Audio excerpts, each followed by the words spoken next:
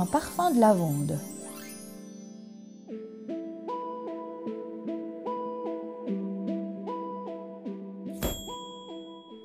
À la campagne, dans la grande maison, le chat était revenu. Et oui, la neige avait fondu.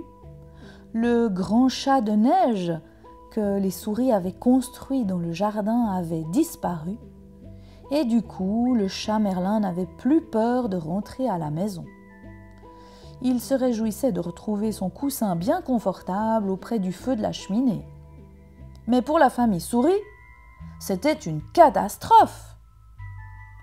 Merlin était un chasseur de souris et leur vie était devenue à nouveau très difficile depuis qu'il était revenu dans la grande maison. Les voilà confinés en famille dans leur minuscule trou de souris. Le plus difficile, je crois que c'était pour Pantoufle, qui était un souriceau aventureux, plein d'énergie. Il avait beaucoup de peine à rester enfermé. D'ailleurs, en ce moment, il boudait dans un coin de sa chambre. Madame Moustache avait profité de ce temps pour faire de l'ordre dans ses armoires. Elle fabriquait elle-même des petits sachets de coton remplis de fleurs séchées de lavande. Ah, ça la sentait toujours bon dans la maison. D'ailleurs, son mari la charriait un petit peu. Elle appelait souvent « Bonjour, Madame Lavande ». Cela la faisait un peu rougir de plaisir.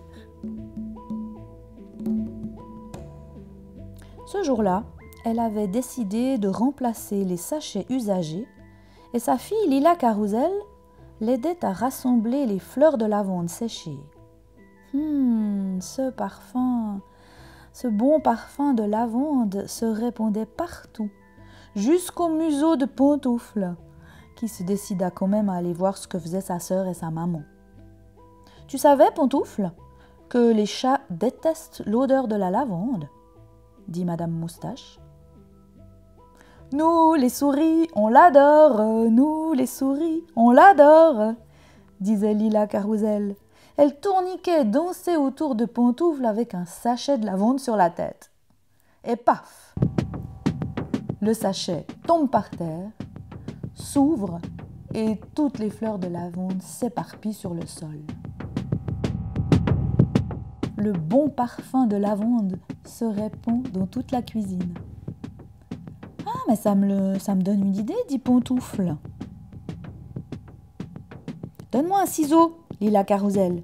Je vais faire 3 trous dans ce sachet de lavande et y passer ma tête et mes 2 bras. Je vais l'enfiler, le porter comme un bouclier. Ainsi, je pourrai sortir et aller sans risque jusqu'à la cuisine de la grande maison pour chercher et ramener quelques miettes de pain et surtout de ce bon fromage délicieux dont nous avons déjà goûté quelques morceaux. Mais si tu croises Merlin, demande Lila Carousel d'une toute petite voix.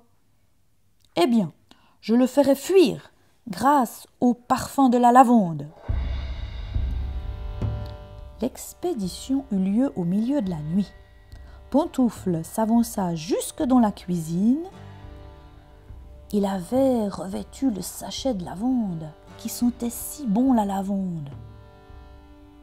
Il ramassa vite quelques miettes de pain tombées sous la table, emporta un beau gros morceau de fromage et au moment où il s'apprêtait à retrouver le hall d'entrée, Merlin le chat était là, à 2 mètres, en face de lui, se léchant déjà les babines et prêt à lui sauter dessus. Pantoufle respira un bon coup. Il faut dire que la lavande avait aussi le pouvoir de calmer les esprits stressés. Il s'avança au-devant du chat sans montrer sa peur.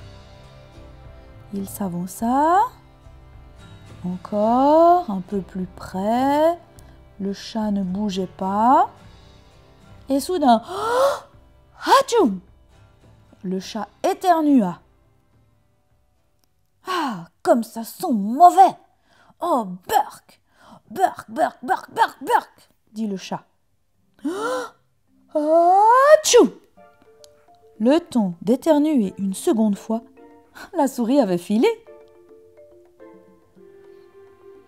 Désormais, si vous sentez un parfum de lavande, ayez une petite pensée pour la famille souris.